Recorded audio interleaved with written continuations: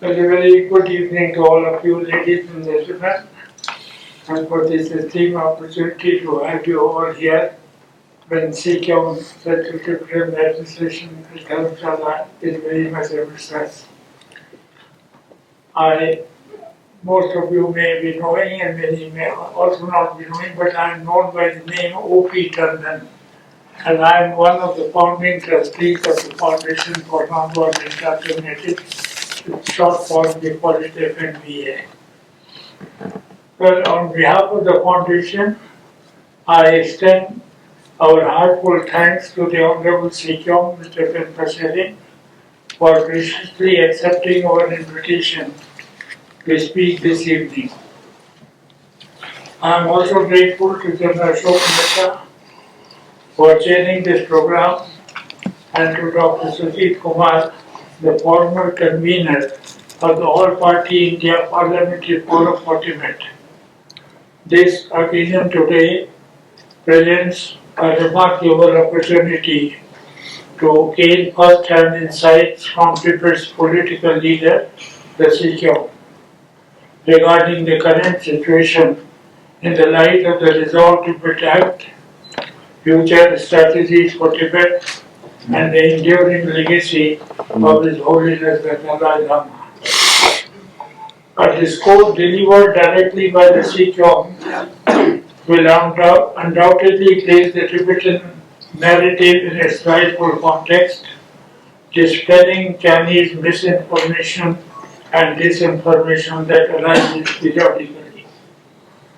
Additionally, I will request the Honorable Sikyong to outline a pathway for how the Central Tibetan Administration believes the government of India can assist, especially considering the challenging circumstances we shall face in the future. Furthermore, keeping today's audience in mind, it would be beneficial that the Honorable Sikyong would also provide his insights on how the CTF future strategies and India's strategic concerns could or can merge.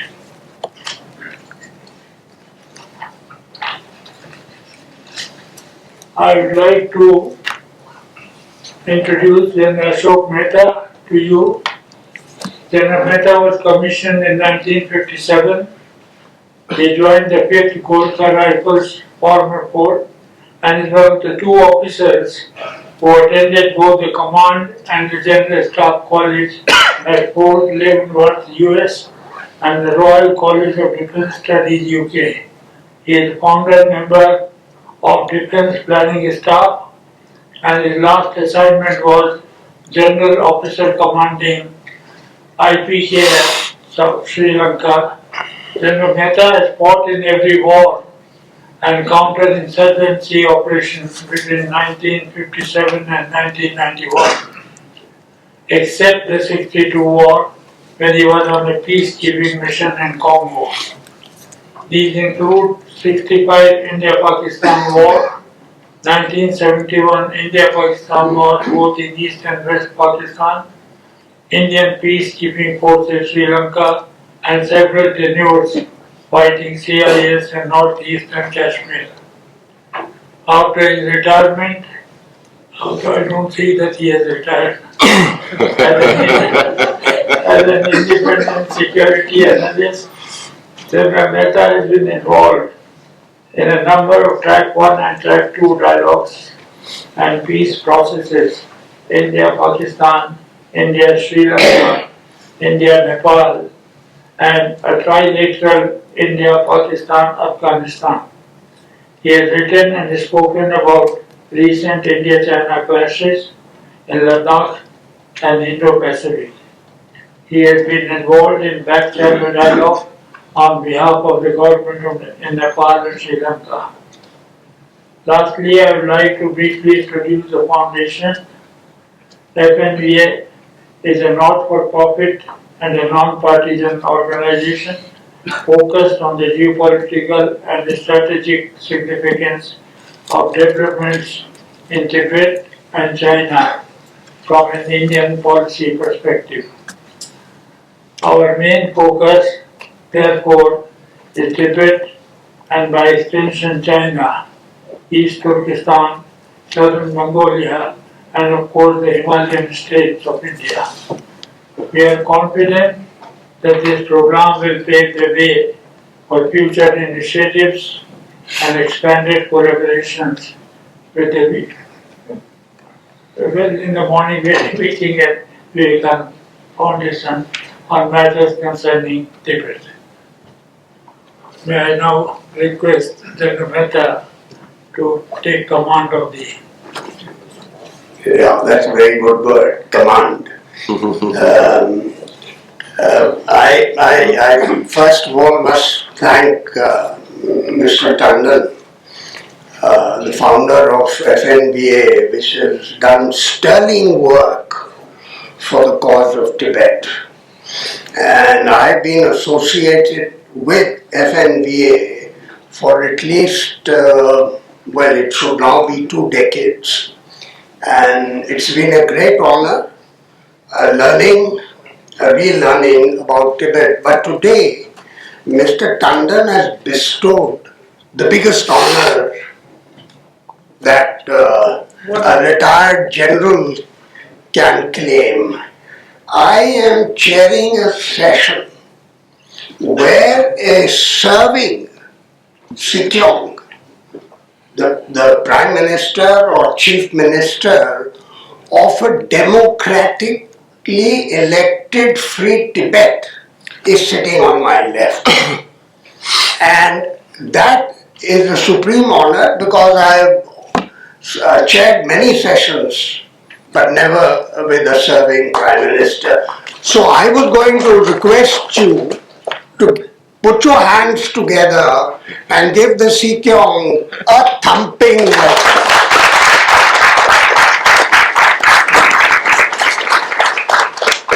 Now my job otherwise would have been to crack a few light-hearted anecdotes, but in deference to time, and everybody tells me in the air there is flu, so we don't want to spread flu. But the other flu is even more dangerous, which is about what I just heard about the rapprochement between India and China. And you take it from me, I am no fortune teller, but I have studied the problem for a long time. This is some diplomatic garnishing that you see before the BRICS summit, so that she and Narendra Modi, Prime Minister, can meet. And I can give it to you here in writing that the Chinese will not restore status quo ante as of 20th April 2020, which is our bottom line. So we can settle for patrolling arrangements, and I think I'll speak about this tomorrow if we have the opportunity in our strategy session. But right now I just want to leave it there, that this is a matter of very grave concern to India. The Sikyong, as I mentioned to you, is an elected leader, and he has been part of the parliament for almost a decade, and then he went away to the United States to represent His Holiness the Dalai Lama in interacting with the Congress, US think tanks, and various other bodies. And then he was elected as the Sikyong, and the next elections for the Sikyong are to be held in 2026, I understand. But he speaks excellent Tamil, he speaks very good Hindi, and he is a kind of a linguist. And so let's welcome this great man to this session. Our first speaker is going to be Mr. Sujeet Kumar, who's sitting there on the left. Sujeet Kumar is a member of the, Honorable Sujeet Kumar is a member of the Rajya Sabha, member of the Standing Committee on Home Affairs, on Consultative Committee External Affairs, Press Council of India, and the Indian Council for World Affairs. So that's a great deal. He's a lawyer, he practices in the Supreme Court while he's not in Parliament, and he was a member, if not the chair, of the Parliamentary Forum on Tibet. Is that correct? I was the convenor. Convener. We will start this evening's proceedings by Mr. Sujeet Kumar speaking to us very briefly, after which we will have the Sikyong. And will Honorable Sujeet Kumar tell us more about the activities of the Parliamentary Forum on Tibet, because that's what everybody here is gathered for. So you have an excellent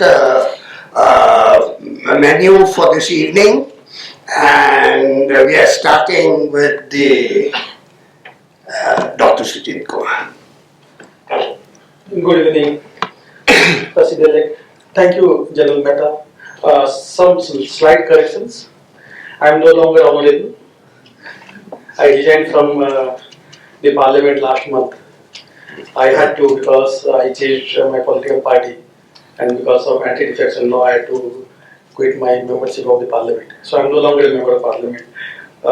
Secondly, I am not even a doctor. Neither am I a medical doctor, nor do I have a PhD. So I am ordinary Sujeet Kumar, not Dr. Sujeet Kumar. But nevertheless, thank you for the introduction.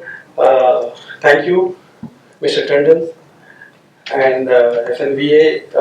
I've known Mr. Tandon and his team for a while now because of our common interests in issues pertaining to Tibet. And thanks for the invite. I'll be very, very brief because we are all assembled here to hear the Sikyong, and his deep insights is something which will be invaluable for all of us. So I'll not take more than a few minutes.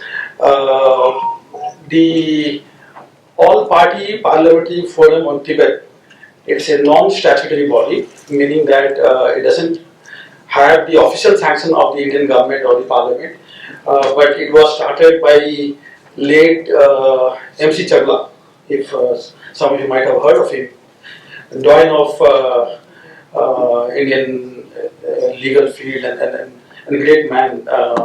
Subsequently, some great leaders as Atal Bihari Vajpayee ji, George Fernandez Saab, Yashwant Sinha, people of that stature have led the forum, and I'm extremely humbled to say that the forum was sort of defunct for a while, and then we revived it in 2021, and I was chosen as the convener, the national convener, and so because I resigned from Parliament, or rather because I had decided to resign from Parliament, I also left my convenership of the forum, and now Mr. Mehta, Member of Parliament from Odisha, a very senior Member of Parliament, 6-time Member of Parliament from Odisha, is now the new convener. The idea when the All-Party Parliamentary Forum on Tibet started, the idea was to raise issues of Tibet within the Indian Parliament and outside the Parliament, and also to make fellow MPs understand about the issue, because Tibet is not an internal issue of China. Tibet, as we all here would agree, probably, is our northern border to the east. It's not China. We never used the India-China border. I have never used India-China border, and in fact, in the Parliament also, on multiple occasions, I have spoken on the issue of Tibet on the floor of the House, and I always maintained that is the India-Tibet border. So the idea of the forum was to raise issues pertaining to Tibet or pertaining to Tibetans living in India.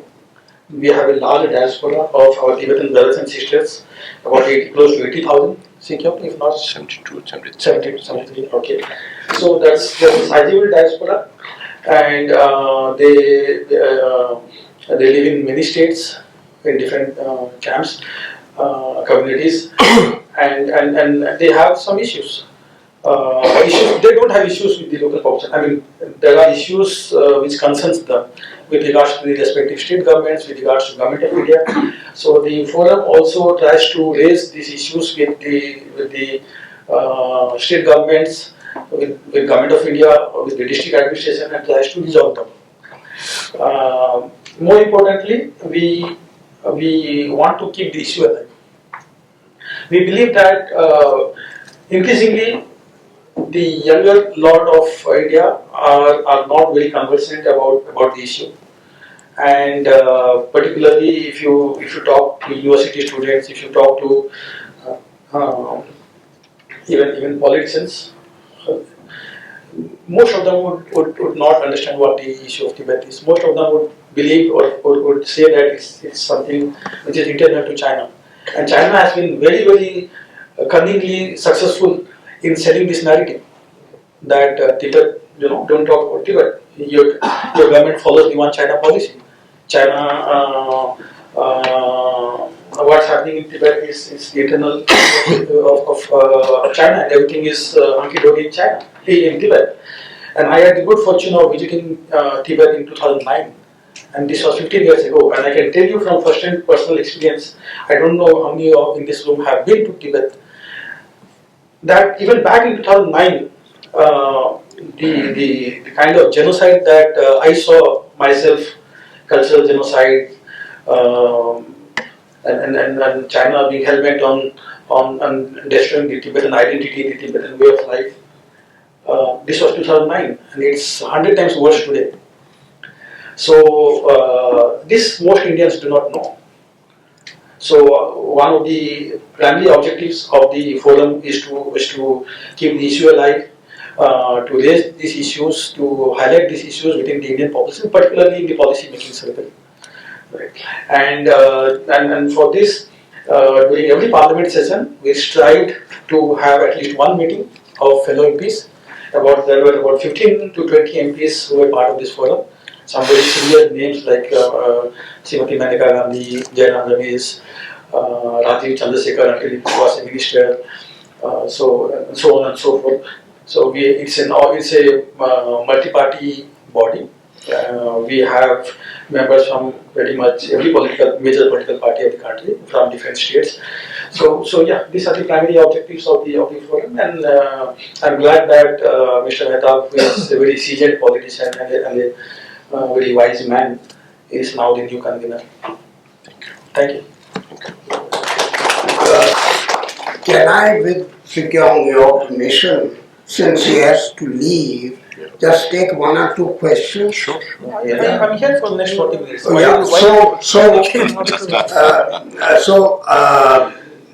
On this parliamentary forum, which is revived in 2021, if you want to ask any questions, please do. Be brief in your question. Can I just, General Mehta, with your permission, Yes. I forgot to add something. One of the key now objective of the forum, the parliamentary forum, is to urge Government of India to honor His Holiness with the highest civilian award of our country, that's the Bharat Ratna. Because we truly believe that if today anyone in the country amply deserves the Bharat Ratna, it's His Holiness, who is a real Ratna of India. So we have started the signature campaign. We have signatures of about 80 MPs now. Dr. Shashi Tharoor is one of the senior leaders who is leading this cause, and we want to urge Honorable Prime Minister to consider this. Right. Thank you. Now we can take one or two questions.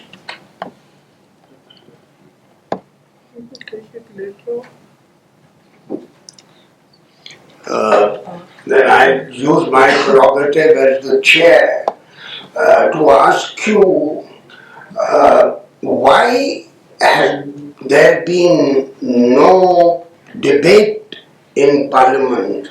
You know, your deliberations are in-house and they don't even get reported by the media. So, what is the use of the parliamentary forum if the issue is to be kept alive? Then something must happen about spreading the word. To completely agree with you, General Mehta. It's untrue that there are no debates where Tibet is not highlighted. Yeah, the debates are far and few, and that is because the Indian government is extremely diffident when it comes to Tibet. I mean, it's almost like Tibet is a word which they don't want to use, and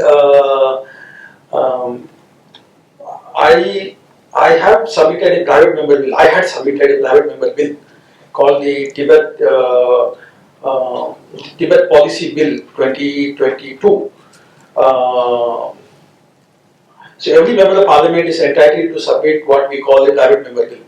Okay. When a member of parliament feels that the government is not doing enough to legislate on a particular area, then the member can submit what is called a private member bill. And then you have to introduce what is called a private member bill. And then some of the bills are taken up for discussion. It's very unlikely for a private member bill to become an act. The last time a private member bill became law was in 1974. The closest in recent times, the closest any private member bill came to be legislated was in 2014 when Mr. Tiruchi Siva, member of parliament from DMK, Tamil Nadu, submitted a private member bill called the Transgenders Bill.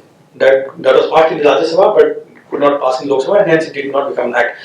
My idea was, I knew that this bill will never pass, the majority in both the houses. But the idea was to highlight the issue. So, but I was requested by MEA to withdraw the bill. So I can understand, and then the reason that was given to me was that border negotiations are going on with China. So this is not the opportune time to have the Indian Parliament discuss a bill like this. So kindly withdraw this bill in national interest. So when they used this word national interest, I had to yield. I said, if you feel that this withdrawal is going to be national interest, then I'm certainly going to withdraw it. Of course, I did have to, because they couldn't force me. As a member of Parliament, it was my right to have my bill introduced. But because MEA urged me, I had to withdraw it. There have been some instances. I mean, for instance, when we speak on budget, I try to bring in the Tibet angle, saying that we need to support Tibetan institutions in India. Last year, I think there was a budget cut, so I very strongly raised about it. I got a few other MPs from Lok Sabha to also raise this. Why are there budget cuts on Tibetan institutions? Then, when we talk of defense budget, we bring in the Tibet angle and all this. So yes, I completely agree with you, General Mehta, that we need to speak more on Tibet in the Indian Parliament so that it's reported in the media. But the reality, I have just told you what the reality is. But let me assure you that going forward, that will be one of the key objectives of the forum. And without this also, I think there's a lot of utility of the forum. The fact that we have more MPs, at least 15 or 20 MPs, some of them very senior MPs, respected names in Indian politics, come and interact with the Tibetan MPs, and the speaker of, oftentimes the speaker of the Tibetan committee in Exile joins Sikyong. I think you may have joined once there. So that itself lends credibility to the forum and media reports on it. Right. Thank you very much. Can we ask A question to Yeah, very brief. Very brief. thank you, Chair, very much. I wanted to ask, since you brought up the question of Tibetan Bharat Ratna to His Holiness, the policy of Indian government, I believe, after the Tibetan came and settled is to keep the Tibetan society in separate development programs and not to let them amalgamate within the Indian society. Now, was it because it was beneficial for Tibetans, or it was our policy not to let them have it, or we were worried about not upsetting China? What was the thing? Because I personally feel they should have been allowed to assimilate within our society. So what was this reason for this particular? I think there's a mixture of all of this, but I believe Sikyong will be better placed to answer this. But one of the reasons was that when in 1959 His Holiness came, and then in the subsequent years, thousands of his followers started pouring into India. The then Prime Minister Nehru wrote to almost all. I think he wrote to all the chief ministers to requesting to allocate land for the Tibetan settlements. And some of the chief ministers responded, Niji Lingappa in Karnataka, Biju Patnaik in Odisha, and some others. So there was no coherent policy per se. Government of India, I think, in 1950s and 60s didn't have a single policy as to how the settlements will operate. But I think it's one community which has never had any issue with any of the locals. I'm astounded by the fact that 60 plus years of living in India, 65 years almost, but never had minor hiccups maybe. Never had an issue with the locals. That is a great tribute to the community, and I would like to place it on record our appreciation, Sikyong, to your, to our brothers and sisters, Tibetan brothers and sisters, how they have lived peacefully in India. Thank you very much. And now you've all been waiting for the Sikyong, and the floor is yours, Your Excellency. Thank you. Thank you very much, General Mehta. I have a slight cold, so my voice is a little different today. And thank you, FNVA, for this opportunity. And to follow up on General Mehta's question, or your question rather, on why Tibetans are not assimilated with the Indian community here. In the initial stage when we came here, we were going through very difficult times. And Pandit Nehru was the one who suggested that if you want to maintain your identity, then it will be best to provide education to Tibetan children. So as and when we started compact communities now that are available, and Tibetans are spread across 10 different states and 2 union territories in 37 locations all around India, we were settled in compact communities, because of which we managed to preserve our identity in terms of the government of India starting schools specifically for Tibetans to study Tibetan language alongside other subjects that we need to follow under CBSE curriculum. So we managed to re-establish our monastic institutions which were destroyed in Tibet by the Chinese, and we also managed to re-establish many of our cultural institutions. So we have, in a way, been very successful in preserving and promoting our religion and culture within the Exile community. So this is just to tell you why Tibetans were not assimilated. If Tibetans are assimilated with the Indian community, then perhaps today you won't find any Tibetan who speaks Tibetan language in its entirety. So, and we have a small we have very senior people like General Vinod Sehgal, our friends Obi Tendon, Javan Banerjee, General Mehta, and Sujeet has been with us now for the last several years, and we were in Forum 2000 in Czech Republic together. We came back together. We lost our baggage together. He was in Dubai and he had to buy a suit and all the dresses for himself. And when I was traveling from here to Germany, my baggage got left behind in Delhi. So I had to buy clothes for myself, or rather my friends bought it for me. So we had similar experiences. He has been very active in the Interparliamentary Alliance on China, which is a new body composing of many members of parliament from different parts of the world coming together to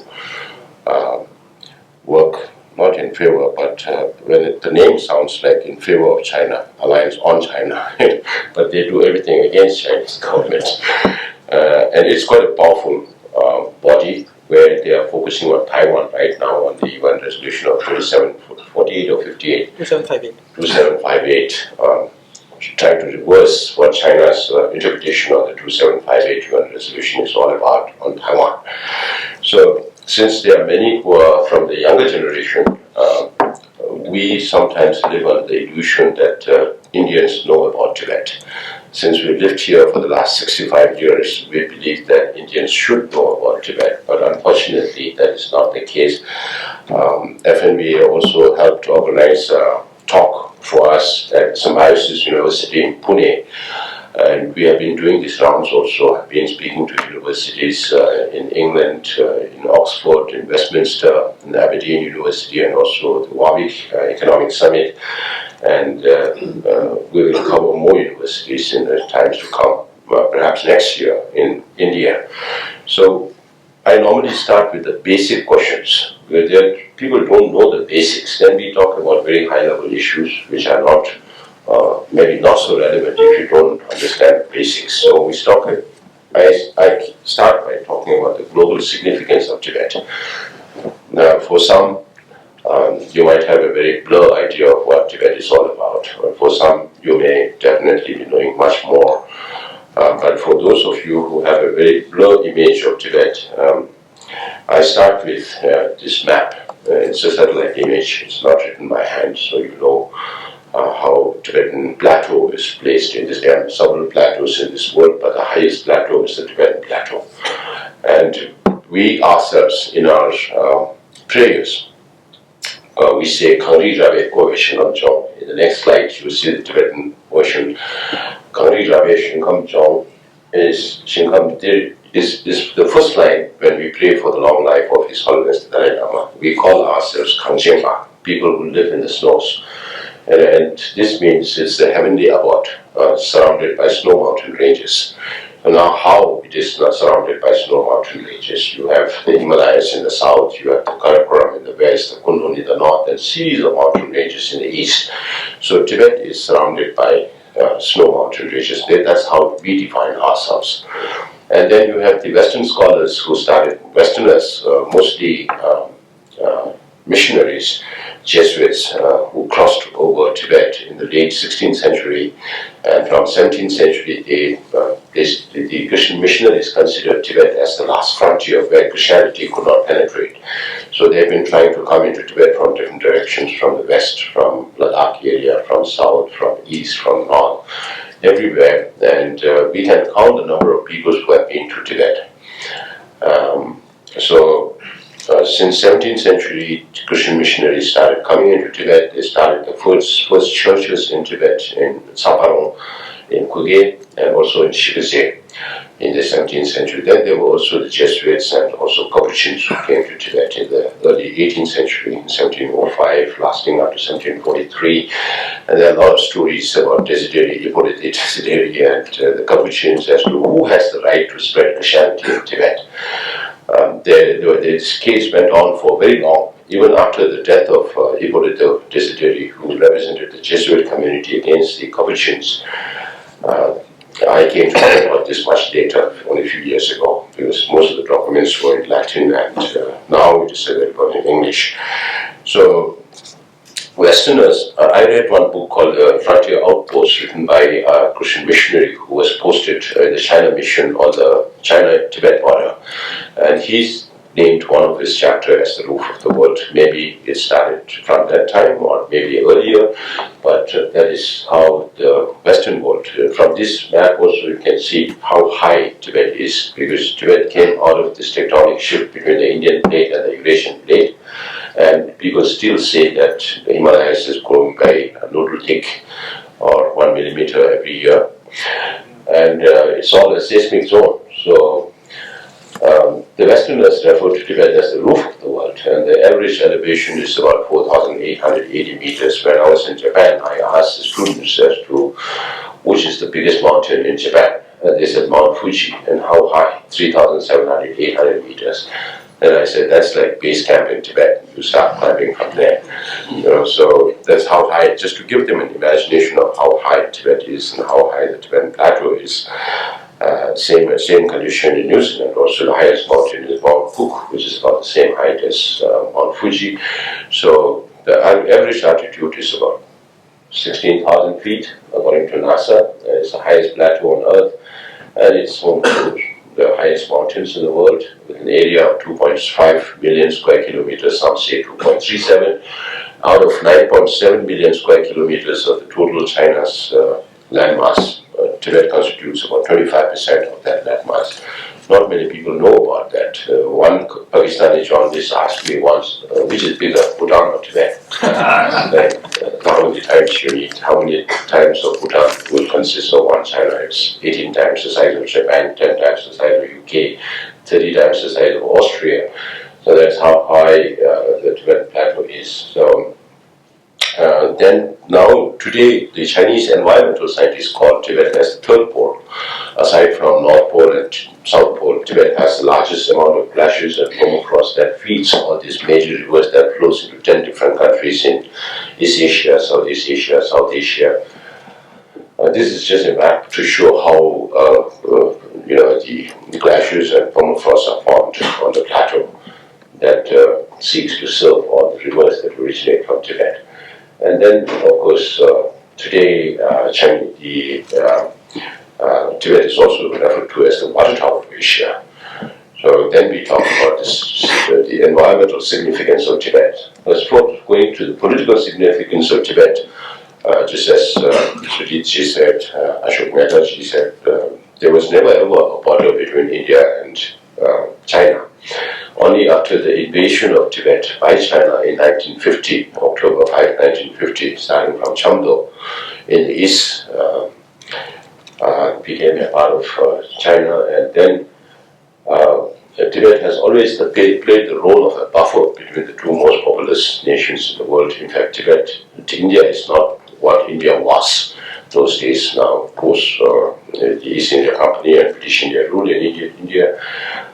It's a totally different country, but then when we talk about the geographical importance of Tibet, then I also cover the historical part of it, because till 13th century, there was no interference from any neighboring countries, and at one time, between 7th to 9th century, Tibet was a huge empire. We even invaded the capital of China, Xiangyang today, and also went up to present-day Samarkand in Uzbekistan. That used to be the extent of Tibetan empire at one time. And Tibetan script was also derived. I get asked this question oftentimes because China is now Tibet is now occupied by China. So people think that Tibetan language may have something to do with Chinese language, which is not. There is nothing to do with Chinese language. Tibetan script came from the Brahmi and Gupta script in 7th century, when King Songtse sent his minister to Misamura to invent a Tibetan script, and most likely they went to Kashmir at that time, because Kashmir used to be a hotbed of intellectuals, where you have Islam, Hindu, Buddhist masters converging in that area, and have a lot of intellectual discourses, and that is where the Tibetan language comes from. And then the Tibetan Buddhism. Today, Chinese government like to say that Tibetan Buddhism also came from China. But Buddhism came into Tibet in 8th century, even though it went to China much before that, several centuries before. There were Chinese monks in Tibet, because the Tibetan emperor in 7th century, King Sanzongpo, married a Chinese princess and also Nepalese princess, because of which China claims Tibet is a part of China since ancient times, from 7th century onwards, because the Tibetan emperor married a Chinese princess, Wancheng Hongshu. So in that sense, Nepal can also claim the same over Tibet, because he married a Nepalese princess, Prikuti Devi.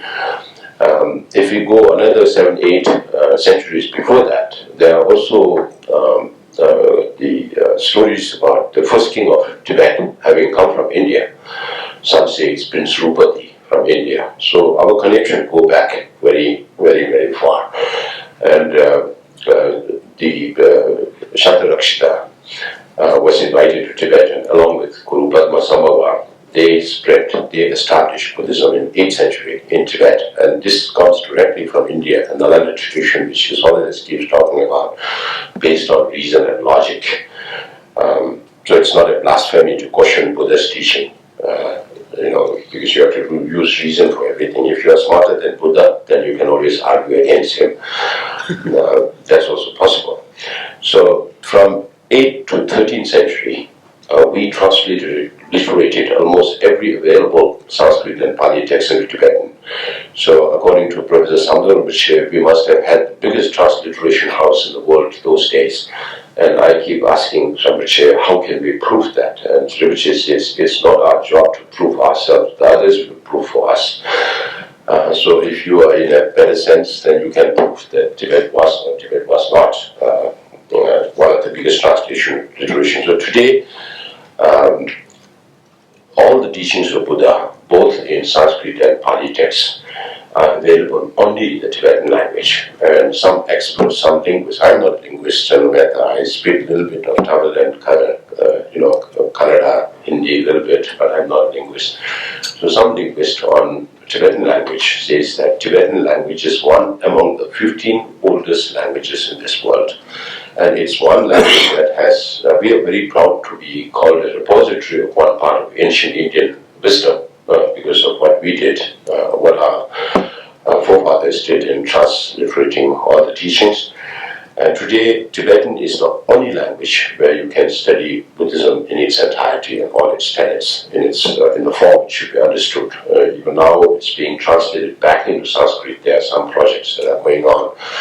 So, and recently we have one monk working along with some 300 scholars had come out with a Tibetan dictionary, which is 233 volumes of dictionary, which has become the most voluminous dictionary in the world in hard copy. So we presented one copy to the Czech National Library. We are going to present another one to the Library of Congress in the United States.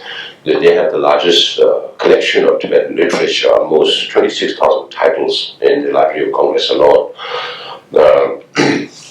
So that's how important Tibetan language is also coming from India, Tibetan religion coming from India. So we consider ourselves as an extension of Indian culture. So we feel no different, even most of us now born in India. I keep saying we may look a little different, but our behavior, our way of thinking is everything same as Indians, because our way of thinking is dictated by the spirituality that we believe in. So that part. Then even during those very difficult times between 9th to 13th century, when Tibet disintegrated for about 400 years, we can still hear stories about invasion from the south by Bhakti Khilji. In the beginning of 13th century, 1206, Bhakti Khiljis having come to Delhi and then going towards Bengal area, which was then the Kush Bihar, they sent 10,000 army into Tibet, because Khiljis were also responsible for destroying Odantapuri and Vikramashila and other Buddhist Nalanda and other institutes. And if they had managed to come into Tibet at that time, I would definitely think that they would have been successful in destroying Buddhism in Tibet as well. But he sent 10,000 people into India in 1206, and only 100 returned back, which does not necessarily mean to say that Tibetans killed all the Khilji army, but half of them may have been, because they were they were not used to mountain warfare, and Tibetans duped them into coming a little bit inside and then slammed them from the top, middle, and back. And then they had to retreat back, and on their way back, I'm sure there might be Hindu kingdoms also who must have played some role in getting them decimated, reducing them to just 100 soldiers on their way back. So even though Tibet was disintegrated, the frontiers we could see was very strong, even on the Indian border those days. Then we established relations with the Mongols in 1247. The Sakya leaders, Sakya Pendita Kungajanse, and followed by his nephew, Tongwe Shugye Papa. So they succeeded, and they ruled Tibet for about 100 years when China was invaded by Kublai Khan in 1271. So the period from 1271 to 1368, what the Chinese historians refer to as Yuan dynasty, is that period when the Mongols ruled China. And we had relations with the Mongols much before. In fact, Tibetan masters were responsible for the Mongolian emperors not to kill Chinese, because they were throwing Chinese into the sea, killing them, and Tibetan masters asked them not to do that. In fact, we have been helping the Chinese for a very long time. I don't understand why we deserve this treatment from the Chinese government today. So Mongols even today, they say that we were invaders at one time, because 13th century you have Genghis Khan and all his successes. And sometimes there are academic discourses in China as to who's the real Chinese. Is it only the Han Chinese, or Mongols Chinese, or Tibetan Chinese? If the Mongols are Chinese, then they can claim half of the world, because that is as far as Genghis Khan and his successors went around the world.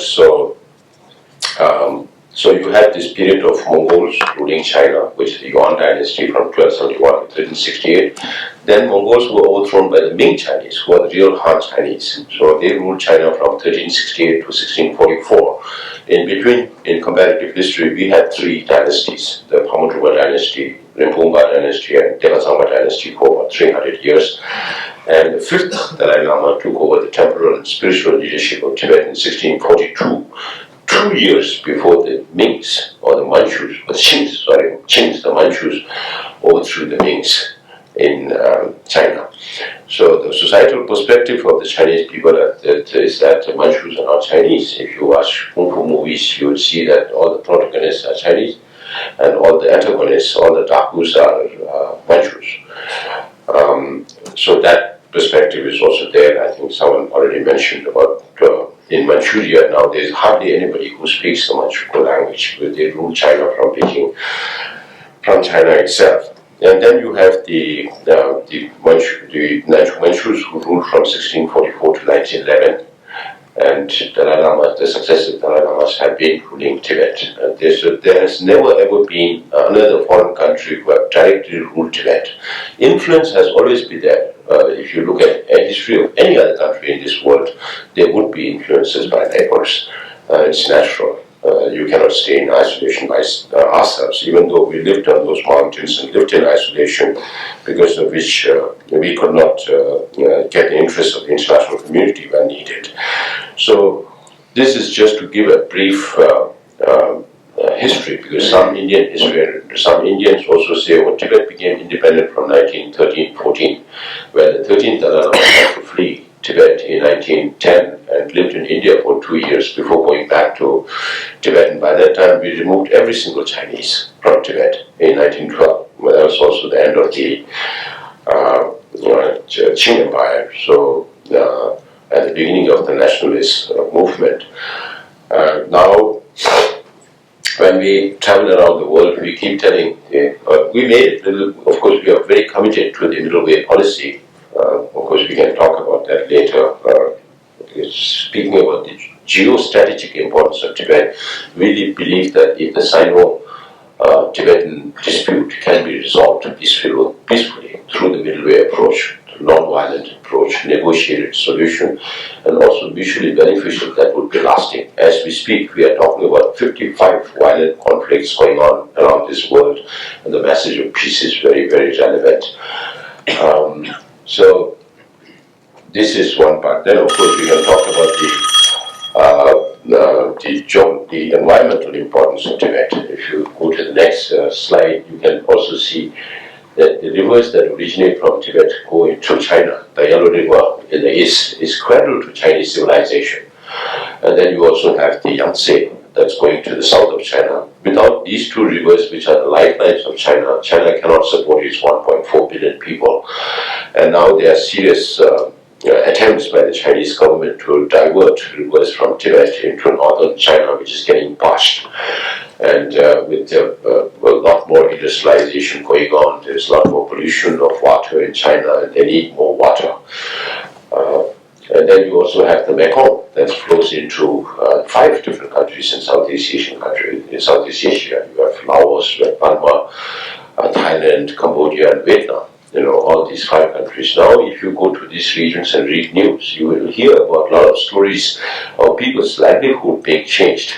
Because China does not share hydrological data with any of its downstream countries. Forget about water sharing. So they use Tibet's water like a water tap. If there is excess, they let it flow. Then the downstream countries have flood. If they have shortage, they let it cut it off, and then you have drought in the downstream countries. Then you also talk about 2 other rivers, Sabine and Irrawaddy, that flows into Burma. Then the Tsangpo, or the Brahmaputra. Tsangpo is the Tibetan name for Brahmaputra before it flows into India. It starts from western Tibet, comes to eastern Tibet, takes a U-turn to go into India. And 2 years back, I was in Arunachal Pradesh, and of course, with Pema Khandu, Chief Minister, giving us state guest status, he lent us helicopters to travel. And the helicopter, we were taken over the Brahmaputra from Meo settlement to Tuting settlement, which is very close to the border in Gening in Arunachal Pradesh, in eastern Arunachal Pradesh. We were taken over the Brahmaputra, and we could see that Brahmaputra was very, it's tea color, it's polluted. When you see from the helicopter, you can see the tributaries that join the Brahmaputra was pristine clear. And actually the river that should be coming out of Tibet also should be pristine clear. There was no rain happening, it was not rainy season, but the river was still muddy. And the locals tell me that it is not happening in the last 1-2 years, it has been happening since 2018. Which means to say that there's a lot of work going on at this place called the Great Bend in Pema, where they are building a mega dam twice the size of 3 gorges, which is the biggest in the world.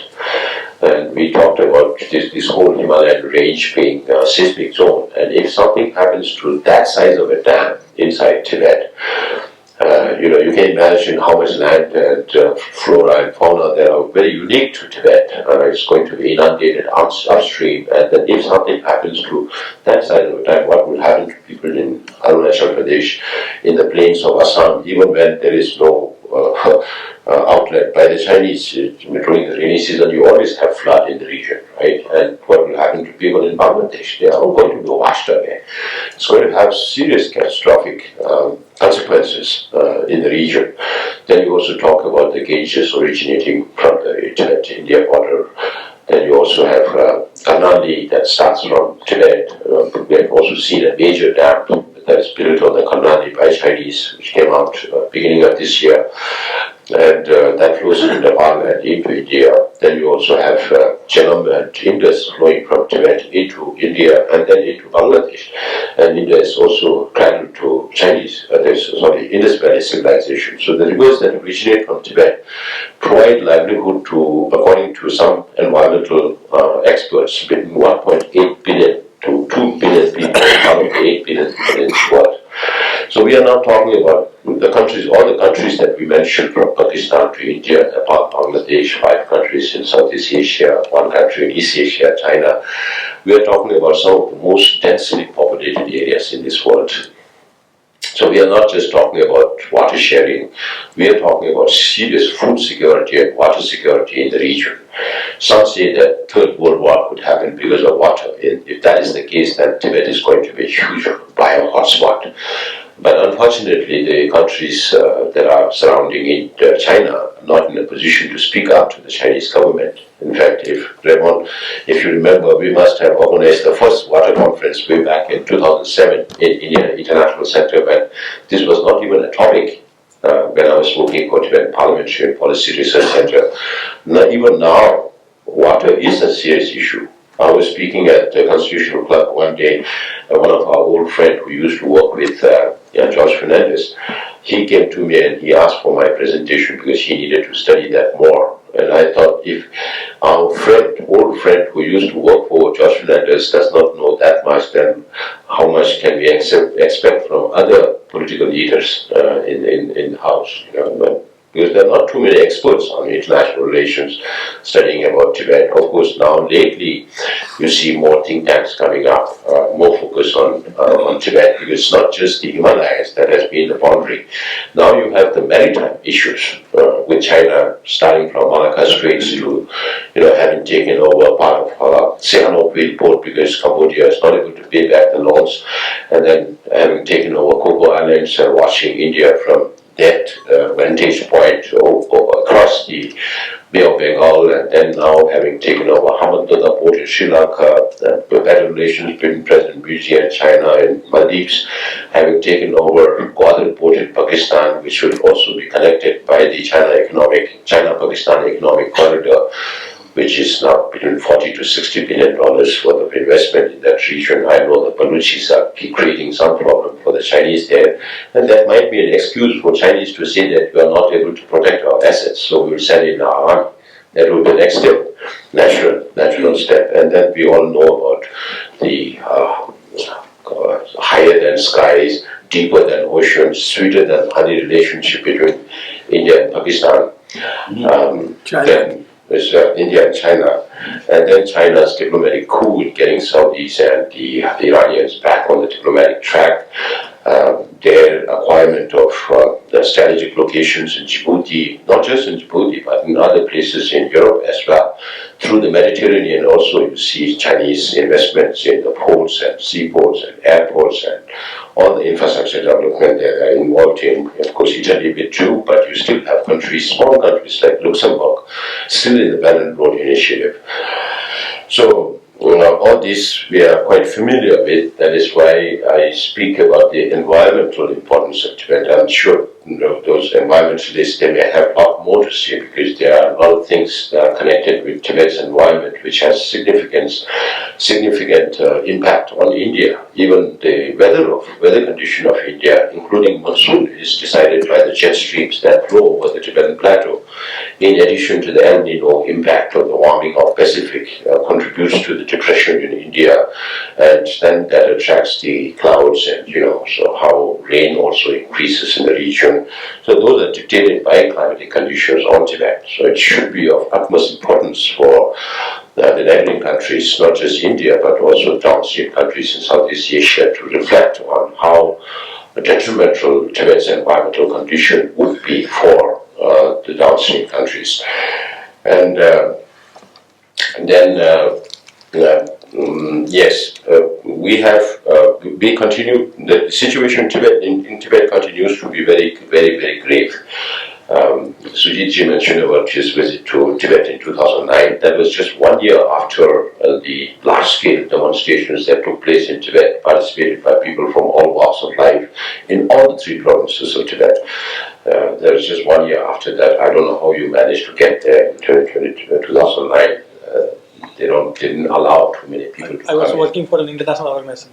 Okay.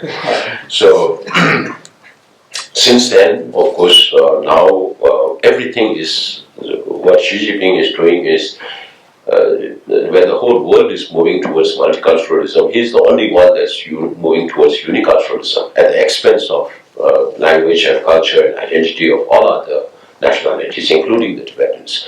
So in Tibet, people who are in the know must have read about the UN Special Rapporteur's report on the colonial-style boarding schools in Tibet, where more than 1 million or close to 1 million Tibetan children are being forced to go into these boarding schools. Since 2018, they have been asking authorities to close down all the Tibetan schools, private schools. Last 6 months, we have been witnessing more monastic schools being closed, being ordered to close, whether it's in the eastern part of Tibet, in Konok area, or in the Kanze area. They are talking about completely doing away with Tibetan language, which is reduced to about 4 classes in a week in other schools. The school libraries have been, all the texts relating to Tibetan literature and Buddhism have been removed from the libraries, except books to do with Tibetan language are kept there as references. And then images of the founder of Tibetan script, Buddha, and other literary luminaries are not to be seen at all. So all these memories of past Tibet will be washed away. If this continues for another 10-15 years down the line, it's going to be very, very consequential for us. And also for Indians, the first thing that I mentioned to a relevant authority was saying this is a huge security threat for India, because Tibetans have a lot of respect for India. We call India the Aryabrat, so the land of the Buddha. And no Tibetan would think of harming India in any way. But if you change the psychology of all the young generations of Tibetans in the next 10-15 years, they won't have the same emotional quotient with regard to India. That's also going to impact India's security in the long run. Not immediately. There is no political space whatsoever. It's more like George Orwell's 1984 coming into reality, where the state surveils and controls everything, including through artificial intelligence. So you have DNA sampling, iris scanning, electronic identification, people being reduced to just a barcode, because country is now moneyless in many forms. So whatever you do, whatever you purchase or travel, you are tracked all the time. If General and we were friends, let's say, during our university days, then if we meet after 20-30 years right now, the anti-espionage law has gone down to the grassroots. It's more like the essence of East Germany, where everybody is spying on each other. So General has to be very careful about what he tells me about his political thinking, and I have to be very careful about what I burn in paradise. People don't burn themselves in paradise. We had 157 cases of self-immolation from 2009 to about 2-3 years ago. There was one case of the Vietnamese burning himself to death in '63, and it became an international news. Another case in Czech Republic in '68, where there was 157 self-immolations in Tibet. And these people were driven to the self-determination, because most of these people are between the age of 17 to 35. They have never witnessed independent Tibet. They have never witnessed what was destroyed during the Cultural Revolution in terms of monasteries and lives. People lost the loss of lives of people, from 66 to 76 during the 10 years of Cultural Revolution. They see only what the Chinese government is doing to Tibet and Tibet people today. These young people are driven to this desperation to burn themselves. It's not like they cannot kill some other Chinese.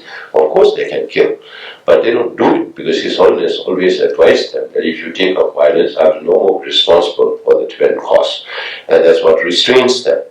But at the same time, they are driven to this desperation, hoping against hope that the Chinese government will pay some attention to their plight, or the international community will come to their rescue, but unfortunately no. So Chinese right now are striking at a very root of our identity, which is related to India.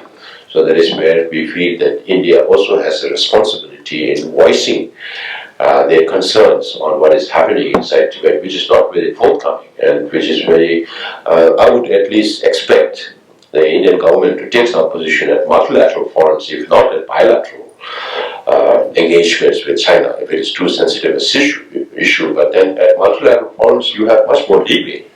You're working in concert with so many other countries, not necessarily talking only to the Chinese. So that angle is there. Then we covered the environmental issue. Now we follow what is called as a middle way to find a solution that is non-violent, negotiated, mutually beneficial both for the Chinese people and the Tibetan people. And Chinese government has been putting this precondition on His Holiness the Dalai Lama that His Holiness should say Tibet has been part of China since ancient times, which His Holiness refused to do because he is a Buddhist monk and he cannot lie. So His Holiness always comes with a very wise response, saying that I am not a historian. Let's leave history to historians. And what I mean by middle way is a mutually beneficial solution that is not necessarily focused on victory for oneself, but benefit for everybody, because His Holiness appreciates the concept of European Union. And even now His Holiness says that if it had not been for the concept of European Union, Europeans would still be fighting and killing with each other. right? So if that can be applied to European Union for the larger interests of humanity, then why not Tibet with China? Whether we like it or not, we don't have a Hanuman to lift Tibet out of that place and put it somewhere in the Arabian or the Bay of Bengal alongside India. So we can't do that. So whenever we get to go back, we'll have to learn to live in peace with each other. We've lived in peace with each other for centuries, with China, with India, Nepal, Bhutan. Bhutan also came into being from Tibet. Through Tibet, they became a kingdom in the 17th, 18th century. So with this broader, larger, holistic approach in mind, we approached the Sino-Tibet conflict, but we changed our strategy a little bit, because when we say middle, then we are talking about polarities. Without polarities, there is no middle. So the polarities in this case, of course, there could be many polarities in terms of political, economic, a lot of other issues, but strictly in terms of political sense, one polarity we are talking about is the present status of occupied Tibet under the repressive Chinese government. And the other polarity is the historical status of Tibet as an independent state. So if there is no recognition for these polarities, there is no value for middle way. There is no leverage for middle way. It's a very simple fact. You don't need rocket science to discover this. So we started embarking on this new strategy to not just speak about it, but also work with governments to get this status done. So we have been working very closely with the US Congress over the last more than 2 years. And it got stalled for some time because you need consensus from everybody, from the administration as well as both houses of the Congress. And by last year, to November 26, we got this passed in the US House Foreign Affairs Committee with Michael McCall as the chair, and the ranking member and our friends in the Congress like Jim McGovern and Speaker Pelosi and all of them coming together. Then we got this move from the House floor by February 15th of this year, with 392 votes out of 431 members present, out of the 435 in US Congress. So we just need a simple 2/3 majority, but this was super majority in the House. And then we got this in the US Foreign Relations Committee in the Senate, unanimous in the committee, and also this time we didn't have to piggyback on another legislation to get it passed, like NDAA, which is the biggest legislation in the United States, which talks about the National Defense Authorization Act. But this went solo, what they call as hotline. So the hotline is possible when you have consensus of all the leaders, both from the House and the Senate, both the Speaker and the Minority Leader.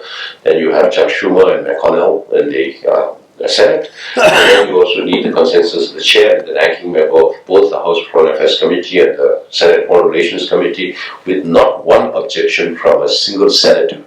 So we got this done by June 12th of this year, and got it signed by President Joe Biden on July 12th. Of course, it's a feel-good thing, as Ambassador Kanwar Sibolji mentioned this morning. It's a feel-good. We don't take that as a victory. Of course, it's one step forward in our movement and one more instrument in our hands now to reach out to other like-minded countries. Because now the question is, okay, we got the law passed, what next? That's the perennial question. We are waiting, of course, we are thinking about this, we are strategizing about this, we are discussing with other stakeholders as to what we should be doing, but we're waiting for the US elections to get over, which is 2 weeks from now, and get a sense of who's going to come in the government, because if there's going to be a government change, then we have to work much more. During the last presidency of President Trump, he appointed the special coordinator only on the last year, his 4th year, and that too at the rank of assistant secretary, not an undersecretary, because they are also equivalents, sometimes it's undersecretary, sometimes it's assistant secretary. There are, of course, good side and bad side to all the decisions, but we would prefer that it be at the undersecretary level. So we got this move to the US. It's something to celebrate, but not a victory unto itself. It's just one more step in the process. Now we'll have to see how to move forward, whether the US State Department will share some of the responsibilities with us in reaching out to governments or like-minded countries which they keep talking about, and the people in the Congress are good friends there, because we have, fortunately, because of His Holiness, we have both bipartisan and bicameral support in the United States. So this is our strategy as of now, and I have 4 reasons for speaking about the independent, the historical status of Tibet. One is to send a clear message to the Chinese government that the leaders, just on their whims and fancies, cannot distort history, cannot change history, because history is in the past. That is why I keep carrying 2 books with me these days. One is Michael Van Wall Van Pracht's Tibet Brief 2020, because he looked at the history of Tibet from an international legal perspective. And he proves, because the reason why I mentioned the Yuan and the Ming and Qing is to get a perspective of comparative history between between China and Tibet. In Michael's book, whether it's Tibet-Yuan relation or Tibet-Ming relation or Tibet-Qing relation, or as per international law today, Tibet has never been considered part of China. He worked with more than 100 scholars from around Central Asia, not just the Tibetan scholars, and proves this fact based on international law. The other book is by a Chinese professor called Professor Lau Hanxiang. He is based in Las Vegas, in LA these days. But he was a Chinese professor. When he was in his university days, he used to be perturbed by this question as to why is Chinese government asking every government to say Tibet is part of China or Tibet is part of PRC. If the claim of China that Tibet has been part of China since ancient times is true, then why do Chinese government has to ask every government to say Tibet is part of PRC? So that intrigue instilled in him a commitment to work on the history of Tibet. So after he finished he retired from his job as a professor, he went on the Communist Party website and he downloaded all the imperial Chinese historical records from the Communist Party website, and now he has come out with a book in Chinese, which should be available in English version in the next 2 or 3 months. It's going to be two-part, 2-volume book. It's not written in a historical format. It's written in the format as an argument as to how Tibet is not part of China, from the perspective of imperial Chinese historical records. So it's in old Chinese, and he took a lot of time to write that book. He came out with this 2 books based on Ming and Qing China. Now he'll be working on Yuan and nationalist movement and communist China as to how they redefine Tibet. So he proves that if you can consider the Manchus and Mongols also as Chinese, then they have never considered, imperial China has never considered Tibet as part of China. So these 2 books are powerful. And then we also have Ambassador Dalai Mehta, written about the imperial games in Tibet. You have Nirupama Rao, former Secretary MEA, written about fractured Himalayas. So you have a lot more writings coming up on Tibet, which are not from Tibetan origin. But I do not carry the Tibetan books if this could be considered propaganda or bias in some sense. So we, based on what His Holiness' response was, so now when I travel around, I tell countries that if you keep repeating the statement that Tibet is part of PRC, you are going against international law. Because whether it's happening to Ukraine today or it happened to Tibet 74 years ago, it was and it is the same international law. There are no 2 international laws.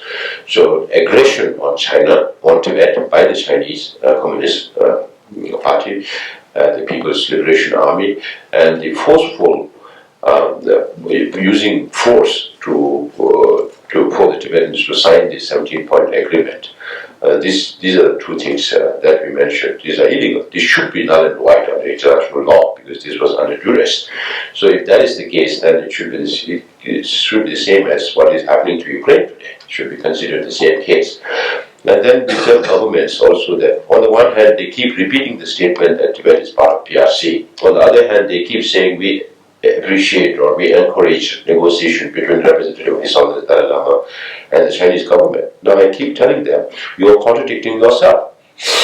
You are removing the very ground for negotiation when every country keeps repeating the statement like a parrot at the behest of the Chinese government that Tibet is part of PRC. Then where is the reason for China to come and talk to us? So they are contradicting themselves. I bring that forth to the foreign officers. And then the third thing we tell them is, why do you think Chinese government is asking every government to say Tibet is part of PRC? Why not Uyghur? Why not Mongolia? Why not Manchuria? That is because the Chinese government knows that they have no legitimacy of their rule in Tibet, and they are trying to seek that legitimacy from the international community. So now, if the international community gives recognition to this, then they are complicit with China in what China is doing, to Tibet. So with this argument, I reach out to the international community. Of course, every country, we have been also very pragmatic in our approach that if there has to be a middle way solution, there is no other way than by reaching out to the Chinese government. It's the truth, it's a fact. And the other thing is, till such a time, we will have to reach out to the international community. But we don't expect the international community to leave aside their national interests for the interests of Tibet. Now, our task is how do we align our interests with the interests of that nation so that we can gain some traction in the support of these countries.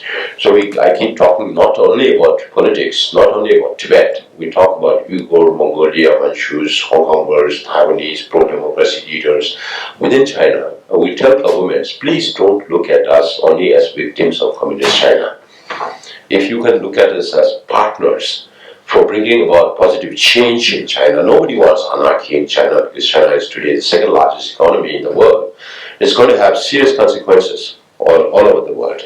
But if we want positive changes in China and Tibet, then you need both internal forces and external forces. Whether we agree or not, Tibetans alongside Mongols, Manchus, the Uyghurs, Hong Kongers, pro-democracy leaders, even Taiwanese for that matter, are the internal forces. And combined with external forces, then we can bring about positive changes. Just like we have the Special Coordinator's Office in the United States based on this law, because the US is the only country that has a law on Tibet from 2002 called the Tibet Policy Act of 2002, which has now been amended to Tibet Supported Policy Act of 2020 that added the element of His Holiness reincarnation. I'm sure this will be a topic tonight also, just as it is everywhere. Everywhere we go, it's about His Holiness and His Holiness reincarnation and what next and all that. So this is how we are trying to reach out, and we also tell the Europeans, because Europeans need to wake up. If they don't wake up, what Chinese government is doing to Europeans is exactly what the colonials used to use against the colonies of divide and rule, carrot and stick. They play the same game against the Europeans because they don't have a common trade policy or a common foreign policy, which we have been asking them to have. Now with the tariff on EV vehicles, the commissions in the EU are a little more active, because that's the prerogative of the commission, not the national governments to impose tariff on imports from China. Now it's been up to 17 to 34% over the level of 10% on any import from China. But we keep telling them, we keep reminding them that, and some of my friends in Japan and in Europe say that, oh, the dragon is biting at us. And I tell them, dragon at one point was very weak. Who fed the dragon to make it so strong to be able to bite at you? It's the United States. You don't have to read too many books, just read one book, Kissinger on China. That's enough to understand how much US has played a role in supporting or China whenever it was about to fall down. Then you have the European Union with all this investment, and that's also because Germany is going the other way around when it comes to tariff on Chinese EV cars. It's going to kill their market, their production centers, the automotive industry in Germany, but still they like to promote laissez-faire, free market economy, not to attack tariff on German automobiles that are produced in China. So it may have worked to a certain level, but it's not going to be useful in the long run. So we keep telling them that, okay, you supply arms and ammunition to Ukraine. It's very good. We have to defend Ukraine, otherwise it's going to set some very bad precedents for Russia's future ambitions, not just because the Europeans have been not able to read the writing on the wall in 2014 when Russia invaded Crimea. Now they know. Now they are a little more aware, a little more, the understanding of China's role with Russia, just as I was coming from. When the day we left from Czech Republic in Prague, the next day they were holding up the US-Czech accommodation. They are holding a debate or discussion on the future of China-Russia relations and the supply of dual-use technologies and all that. So, then the third reason on going for independence is within the Tibetan community. I tell the Tibetan community, if we don't study Tibetan history, who else will? And what will be passed on to the younger generations of Tibetans if we have to struggle for another 30, 40 years down the line? So that is why I encourage young Tibetans to read history, the Chinese version, Western version, Tibetan version, and then create an understanding of Tibetan history in your mind to be able to, have a good discourse with others on Tibetan history. And the fourth reason is within the Tibetan community also we have independence advocates, we have the official middle way advocates and all that. So my administration, what we are trying to do is to take everybody along. So those who are seeking independence for future also have to prove independence of Tibet in the past. So till we reach the river, we are all on the same path. For middle way, we are focusing on history to gain liberation and value for middle way. For independence seeker also, they will have to convince governments. It doesn't make sense to argue amongst ourselves. And we have been doing that for so many decades now, since His Holiness talked about this topic. And if there could be a resolution because of our argument within ourselves, then we can speak till our mouth froth, till our throats go dry or till we make the other person deaf, if there could be a solution. But that's not the case. We have to understand these realities.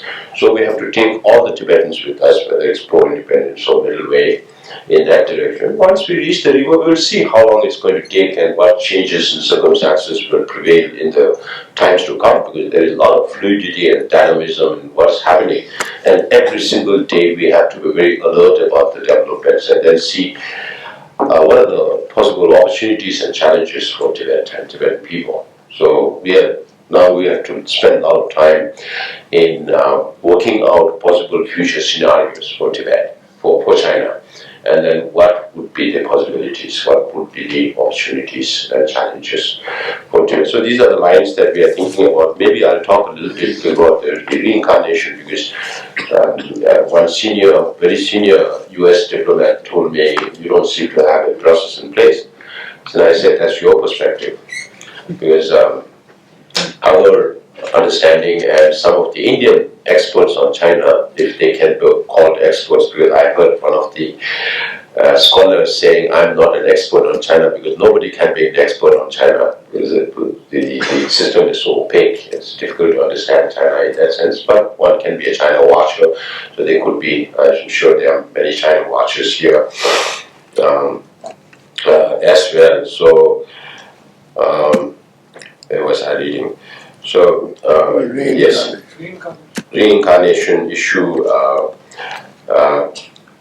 The only document that is available on His Holiness reincarnation is the September 2011 document, which talks about when His Holiness reaches the age of 90, he would take certain decisions. Now that's only 7-8 months down the line. By 2025, July 6 will be His Holiness' 90th birthday, and we intend to celebrate His Holiness' 90th birthday as International Year of Tibet, Year of Compassion.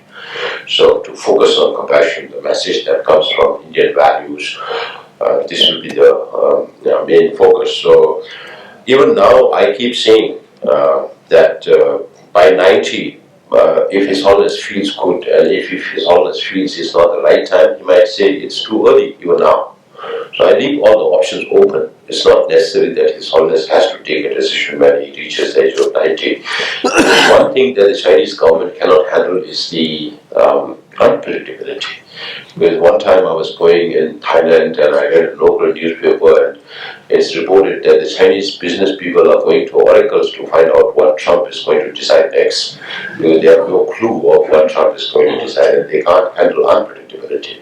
So if His Holiness decides now, because China uses all its international leverage in getting countries from the global south. Now it's a huge competition between India and China on the global south.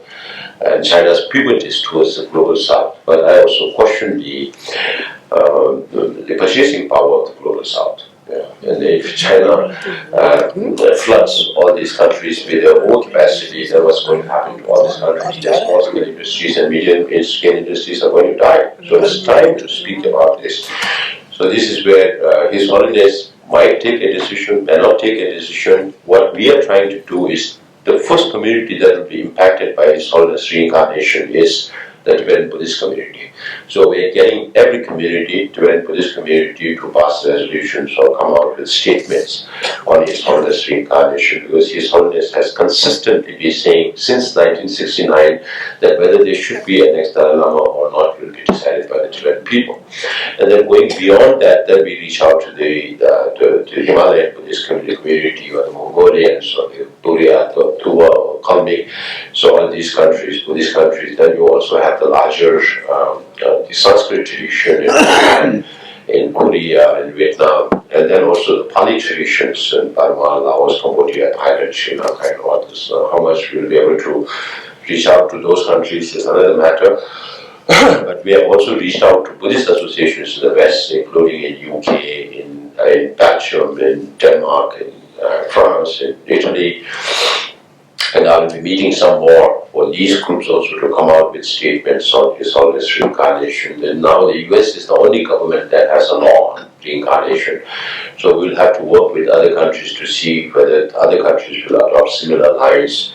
I've been pressing on foreign ministries from different countries. Some foreign ministries have language in order, but they want to know exactly where they will need to come out. So these are the efforts that we are trying to make. And when it comes to the process of the selection of the reincarnation, if it is not an emanation appointing someone before one's own demise, then it will be left on the instruction of His Holiness to those whom His Holiness entrusts to carry on this job.